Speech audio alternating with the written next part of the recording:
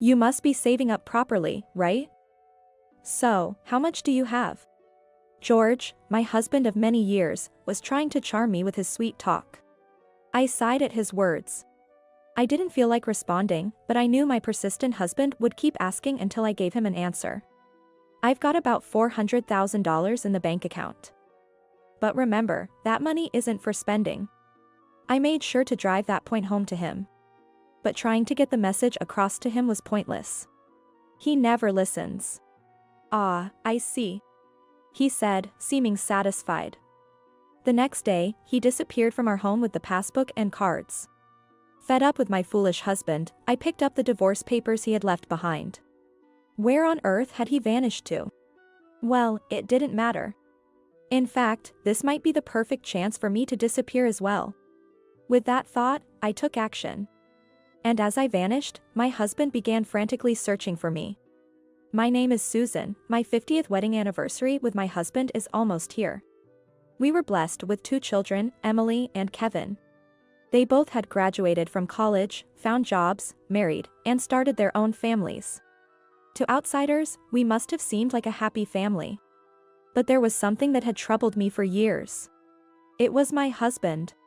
We met through a matchmaking date. He was the son of my father's mentor. Honestly, I didn't have a great first impression of him. He was 2 years younger than me. Perhaps because of that, he seemed quite naive. And he gave off a somewhat irresponsible vibe at first glance. Moreover, he only talked about himself and never listened to me. It's essential to talk and learn about each other in an arranged meeting. But his stories were far from interesting.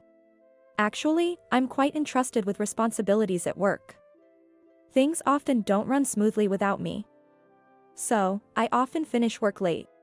It's tough unless someone understands that, he declared right off the bat. I managed a wry smile, but frankly, I wanted to tell him that I couldn't deal with such a person. However, as I was searching for words, he pressed on. Well, you'll be an older wife, so you'll understand, right? Could it be that after all his one-sided talking, he was considering marrying me without even listening to my side? Is he sane? Well, I wonder.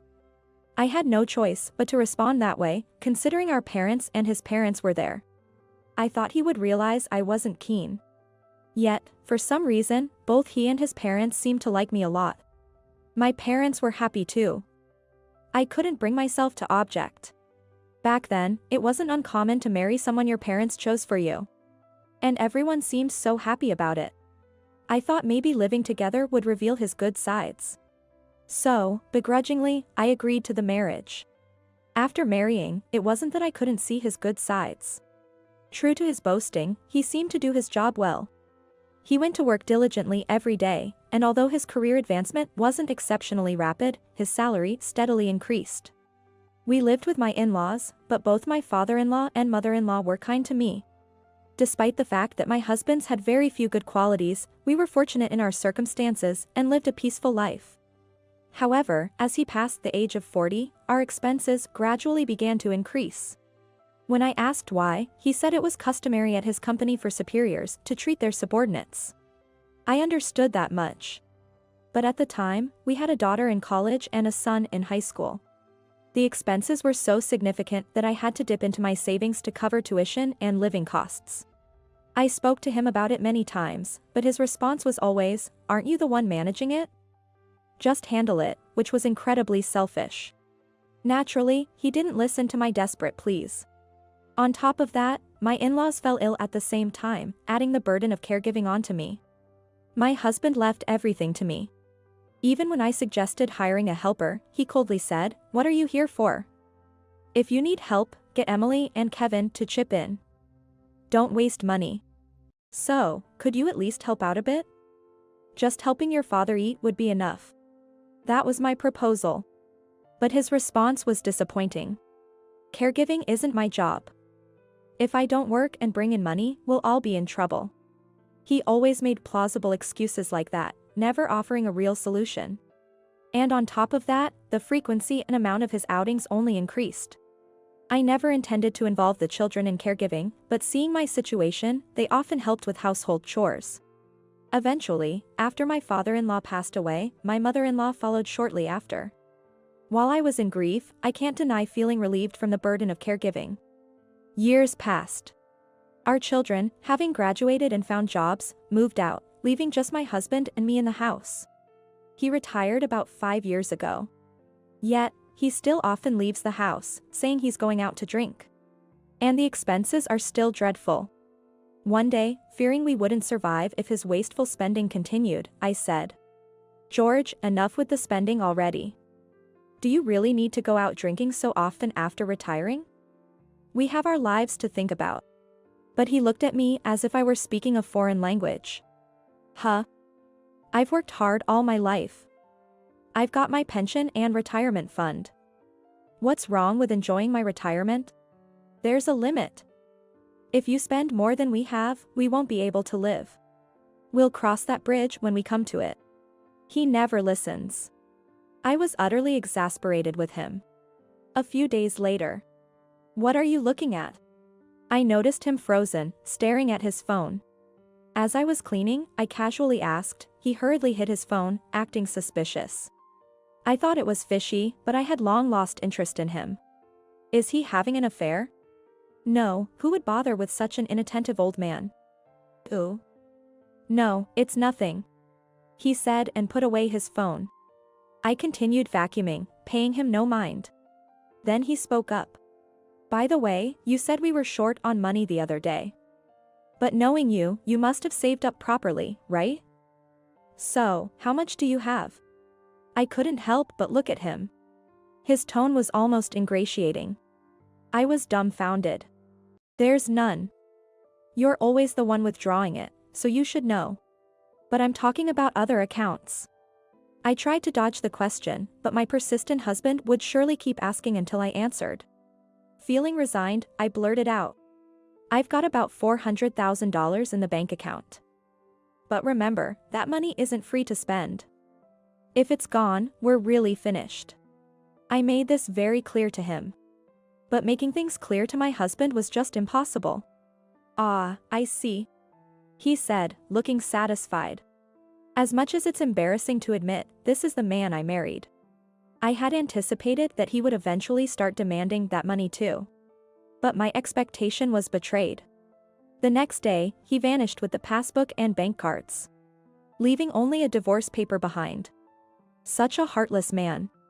To say that my life has been wasted because of him wouldn't be an exaggeration. And yet, this was how he treated me. Taking all the money and running off, he must have thought it didn't matter what became of me. He must have been having an affair.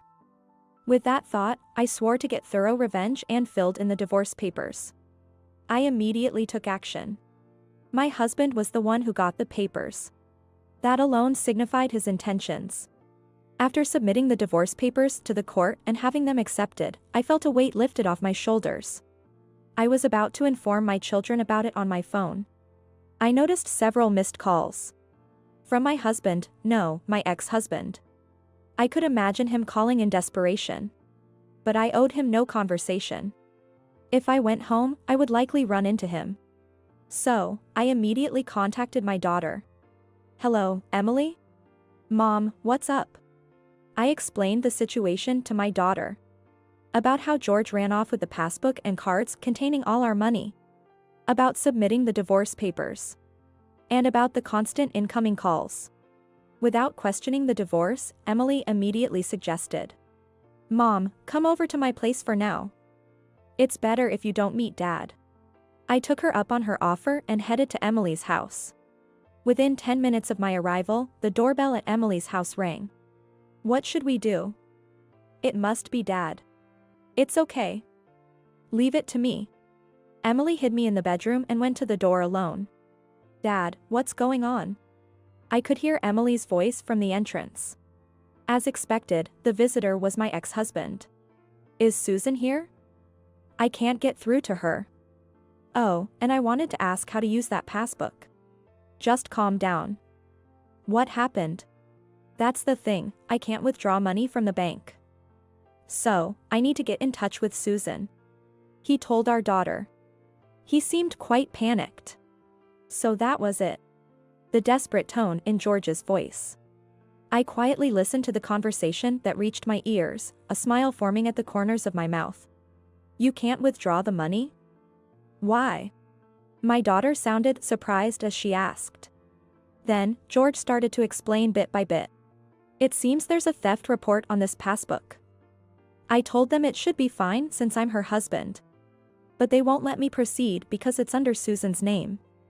I need to get in touch with her. The desperation in his voice was almost laughable. Yes, after realizing the passbook was stolen, I immediately reported it to the bank and had it locked so it couldn't be used. Even a spouse can't use the passbook without my permission. And by then, he was no longer my spouse. So, he had no right to use that money.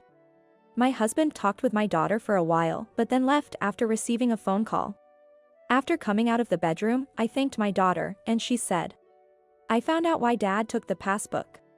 Her words caught me by surprise. Was there a conversation I hadn't heard? But it all came down to the last phone call. I could hear someone shouting, "When will you pay back?" over the phone. Dad must be in debt. Debt? I was stunned by my daughter's revelation. What for, when, and from whom had he borrowed money? He had done all this without consulting me. And the shouting over the phone didn't sound like it came from a reputable lender. I knew he was foolish, but this was beyond my expectations. For now, he might be looking for you and could head to Kevin's place next. We should let him know. Yes. So, I reached out to my son, advising him not to engage with George if he showed up and assuring him that I was safe. Got it. It's about time that old man got what he deserved. He laughed. It seemed my children were aware of their father's selfishness. It made sense why my daughter didn't question the divorce. If anything happens, remember that Emily and I are on your side, Mom. Kevin's words brought me comfort.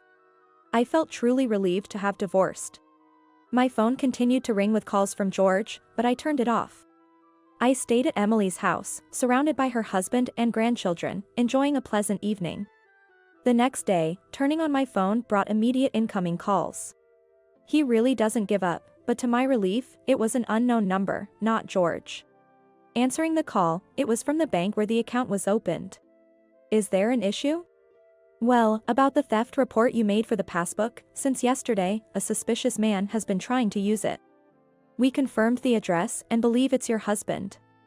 When we asked him to come in person, he insisted he wouldn't move until the account was cancelled. The bank employee sounded troubled. I was flabbergasted and offered my apologies. Then, I made one correction. While we currently share an address, we are divorced. I am single, and I have no husband.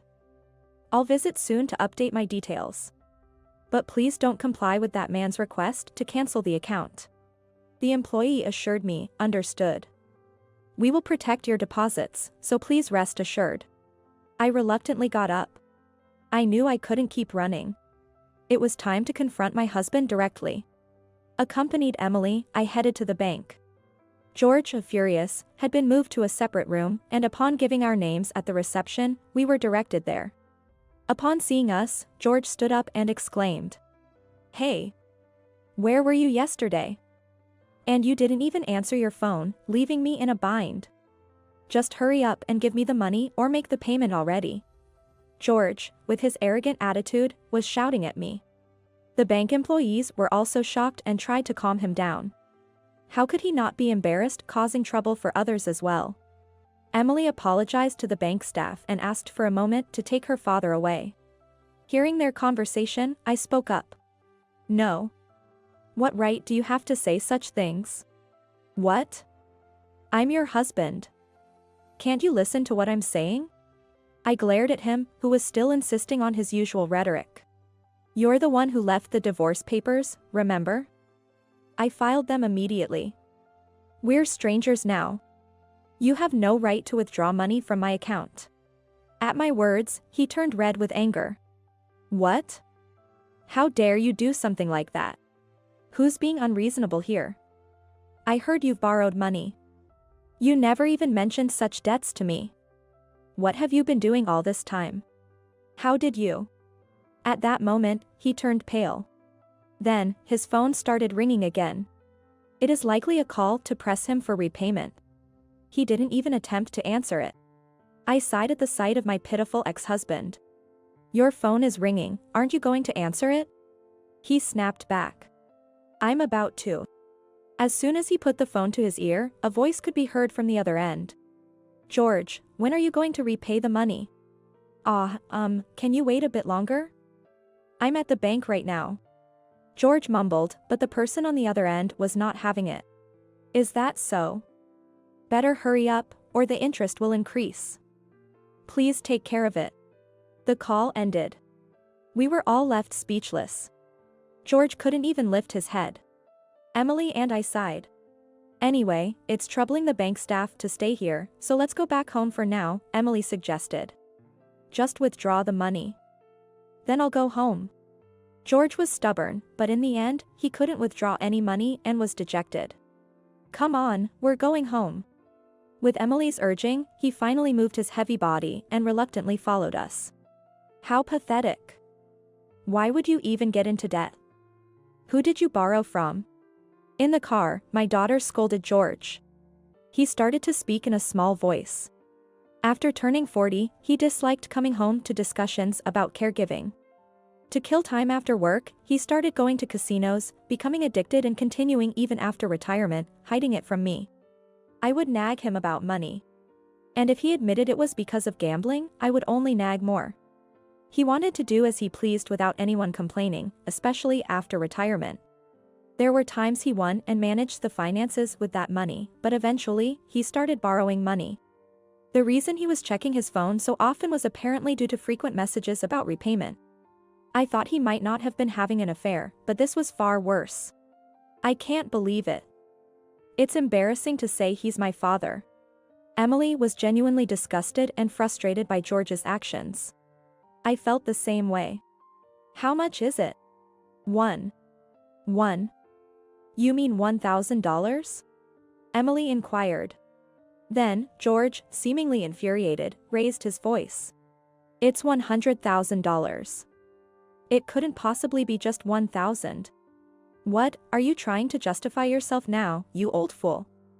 What are we supposed to do? I had no idea either. Finally, Emily lost her patience. And rightly so. A debt of $100,000. Not only is creating such a debt inexcusable for a family, but he also inquired about my savings. Thinking that after divorcing and repaying the debt, he could freely use the remaining $300,000 without any objections from me. I was foolish. I apologize. George said, apologizing, but there's no cure for such utter foolishness. An apology now changes nothing. We're strangers. I don't know you. That's all I said. After arriving home, I packed my belongings. George followed me around like a shadow. I truly apologize. Please don't leave. Don't abandon me.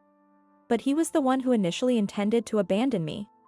If you had successfully run off with my $400,000 as planned, what did you think would happen to me? He was at a loss for words at that. Proof that he hadn't considered me at all. I had no intention of helping him. Goodbye. Selling this house should cover the debt repayment, at least. Good luck. He continued to plead desperately. But his words didn't reach me. I was a bit scared by my lack of empathy towards him, but then, my words never reached him either. It's the same for both of us. I returned to my daughter's house in her car. Finally severing ties with that pathetic man and starting a new life. Later, a lawyer named Ken, hired by George under the pretense of discussing the division of assets post-divorce, came to see me. Such a fool. Instead of wasting money on a lawyer, he should have just quietly sold the house. Ken shared George's claim of splitting the $400,000 and the debt, but that was never going to happen. The debt was incurred by him alone, in secret. I have no obligation to take it on. Even Ken seemed exasperated, saying, I did explain that to him. Clearly, my husband hadn't listened, as usual. About the $400,000 in savings, that's money I saved and invested before I was married. I might have used some for the children's education and living expenses, but it's not a joint asset. It's my money. Bank transaction records are proof. I made sure to convey that about the money. Then Ken asked, "Is there no joint property? Maybe there's about $5,000 in savings?" But more importantly, the house we built after getting married might count since we lived there with my in-laws.